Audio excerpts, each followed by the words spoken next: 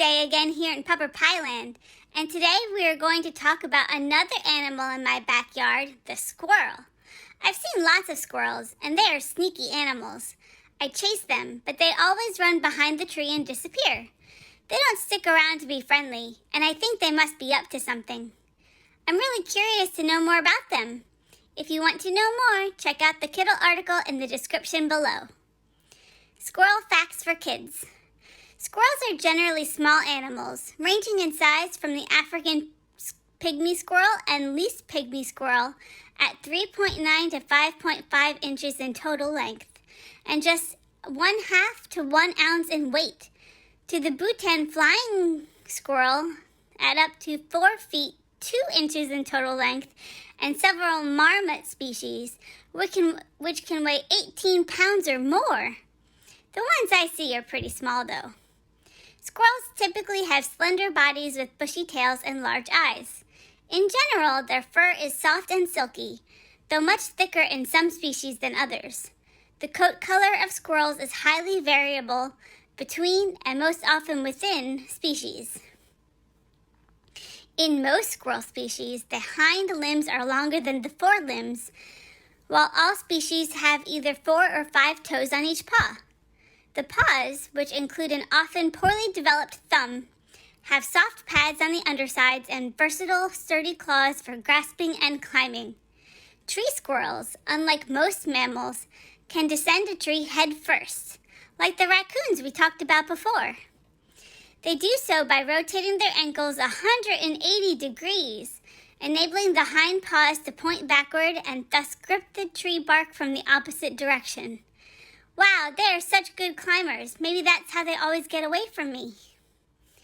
Squirrels live in almost every habitat, from tropical rainforest to semi-arid desert, avoiding only the high polar regions and the driest of deserts.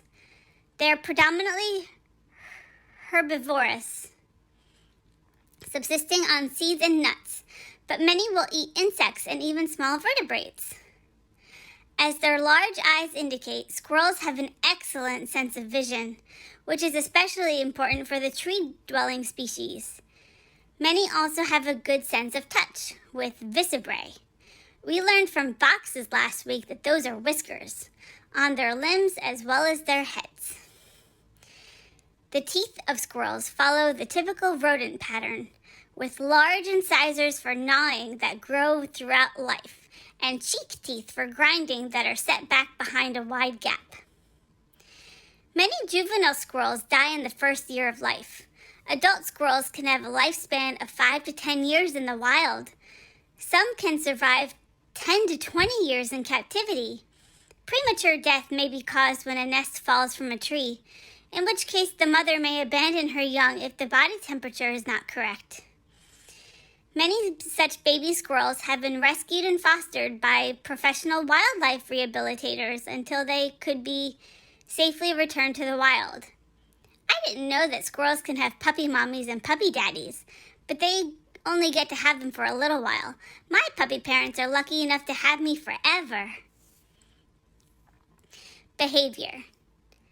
Squirrels mate either once or twice a year and give birth to a number of offspring that varies by species. The young are born naked, toothless, and blind. Not even puppy teeth? How do they play? In most species of squirrels, the female alone looks after the young, which are weaned at 6 to 10 weeks and become mature by the end of their first year. In general, the ground-dwelling squirrel species are social, often living in well-developed colonies, while the tree-dwelling species are more solitary. Ground squirrels and tree squirrels are usually either diurnal, awake during the day, like me, or crepuscular. Daddy says that means morning and evening, while the flying squirrels tend to be nocturnal, which is awake at night like raccoons. Feeding.